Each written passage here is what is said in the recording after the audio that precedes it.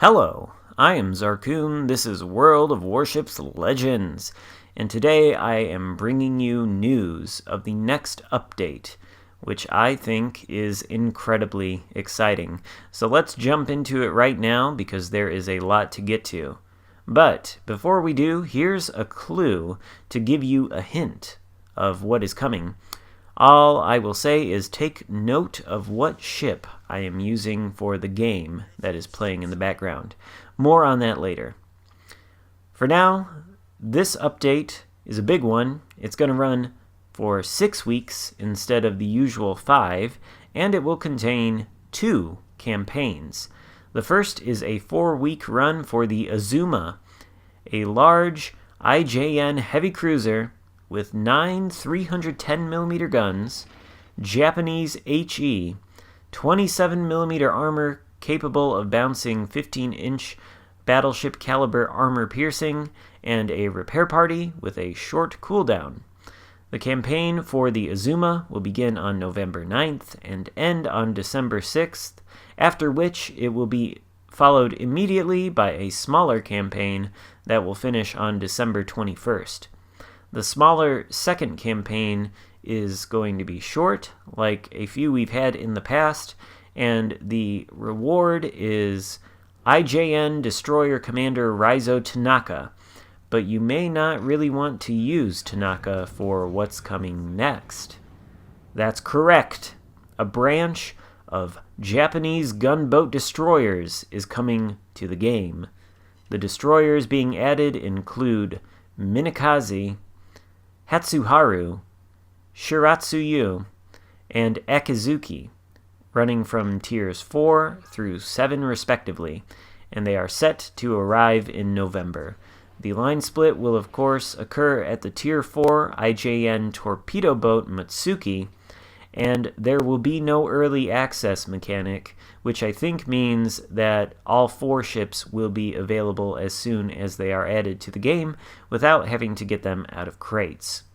To support this new line, Wargaming is adding what sounds a lot like an EOP-type commander skill to, I assume, both Tanaka and Kurita, although the patch notes don't explicitly say that the skill will be added to both.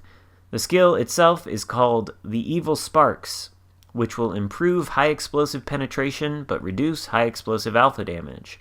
I believe on PC, most people consider the IFHE skill to basically be mandatory on IJN Gunboat Destroyers because they have small caliber guns whose high explosive shells can't penetrate too much armor.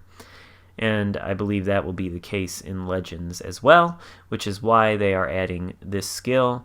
Basically, it's going to function like Equilibrium of Power, except it will be applied to Japanese destroyer commanders. Changing gears a bit now, though, Ranked is returning for Season 8, and once again it will feature Tier 6 ships. This will be an extended Ranked season lasting from November 16th to December 14th. The patch notes say that since this season is a little longer, the rewards are a little more rewarding, and they include a Black Friday 2020 crate at the end. Make of that what you will, but frankly, to me, that's the least interesting thing coming in this update. Much more interesting, new bureau projects, and you probably already know what they are. Japanese destroyer Shimakaze and Soviet destroyer Khabarovsk. There are probably some questions about Shimakaze's stats, given that it has 3 different torpedo options on PC. When it comes to Legends, it'll have 2. One option will give you 8-kilometer torps that go at a speed of 76 knots and have an alpha strike of 21,367. The other option will give you 11-kilometer torpedoes that go at 67 knots and have an alpha strike of 23,767. I'm sure that sounds awesome to some of you, but personally I'm more interested in the Khabarovsk, which has a big hit points pool of 22,500, 8 130mm guns with a base range of 12.3 kilometers, and a base speed of 43 knots in the water. If you're wondering about the Khabarovsk's torpedoes, they range out to 6 kilometers, a little bit longer than the standard 4.5 kilometer range Soviet destroyer torpedoes.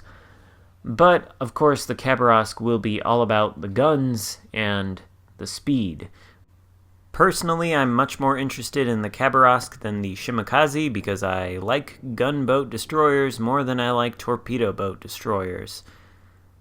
But now it's time to talk about Black Friday 2020. The Black Fleet is returning, and its revamped ranks include Mutsu, Indianapolis, Bliskovica, or Biscuit, as some of my fellow CCs call it, and Atago.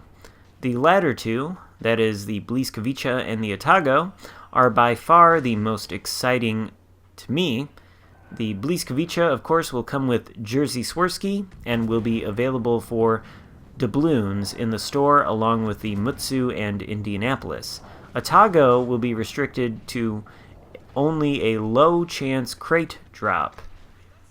I think they're doing that because the Atago is, of course, available for global XP in the store, so they don't want people to be able to buy a different version of it with doubloons, and that's why you have to rely on crates to get it. Not sure if that's actually the case, but that's my theory on it.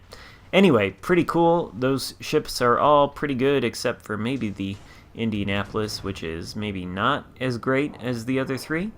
But you know what's even cooler? Something I personally find very, very exciting, and that is they are finally improving secondaries. Yes, now it becomes clear why I told you to pay attention to what ship I'm playing. Well, how are they going to improve secondaries? There's 4 ways. Number 1, a new consumable called Enhanced Secondary Targeting for every battleship in the game will be added. Depending on the exact ship, this consumable either replaces something, most likely planes, or is simply added to the rest of the consumable arsenal of the particular ship. It works by significantly improving the precision of secondary guns for 30 seconds and has a 180-second cooldown. Number 2, every brawling battleship commander in the game will receive a skill called Properly Meticulous, which reduces the reload time of the secondaries and prolongs the duration of the enhanced secondary targeting consumable. Number 3, the Porcupine skill will receive small improvements, including a buff to secondary dispersion. And number 4, the Elbow Room base trait of Franz von Hipper will receive an additional improvement to tighten the shell grouping of secondary shells. Wargaming hastens to note that they want feedback when this feature is live, and I will certainly give that by covering all the fun secondary ships like the Bismarck after this update is live. Speaking of secondaries, the GK, contrary to what I've been led to believe, is receiving a secondary buff. The base range of the Grosse Kurfürst's secondaries will be increased from 5 to 7 kilometers, which probably won't allow it to reach out quite as far as the Bismarck, but will certainly be a huge improvement to the ship. By my calculations on the build that I have right now, and this doesn't take into account any of the changes being made to any of the secondary skills on the commanders, but by my calculations, if the range right now on the GK was increased from 5 to 7 kilometers, these things would be shooting out to 10.4 kilometers. Not quite the same as the Bismarck's 11.4, but still extremely good, and I am extremely, extremely excited to test it out, because when I first learned about the existence of the GK, I always hoped it would come to Legends, and I was kind of disappointed to find out that it had come with its secondaries nerfed. So now it's going to be even more of a powerhouse than it already is. I mean, look at this Yamato. Yeah, he doesn't exist anymore. Speaking of legendary ships, though, the Alaska is also getting a buff. Her repair party will receive a 20%, or will repair 20% of Citadel damage now instead of 10%, and the base number of repair parties will jump from 2 charges of the consumable to 3. Alaska's damage con cooldown will also be reduced by 5 seconds. We're coming to the end here now. Lots of miscellaneous changes and bug fixes in store, but I'll only highlight the ones I find most interesting. Check out the patch notes for the rest. I should have left a link in the description. But first, a short word on the next gen. Xbox Series X is coming soon, and Legends will be released for that console during the update cycle. It will include crossplay immediately, but there will not immediately be voice chat support with other platforms. PS5 news will come soon. As for important miscellaneous changes before we end, there is only one I want to highlight. A weekly mission chain will be added for legendary ships, allowing you to earn 5 promotion orders. And there is also one bug fix I want to highlight because it's interesting. Apparently the Roma had 2 13mm armor spots in her deck armor that could be penetrated by destroyer shells, leading to cases where destroyers could score citadels on the Roma by hitting those spots. Apparently those spots are going to be reinforced up to 100mm.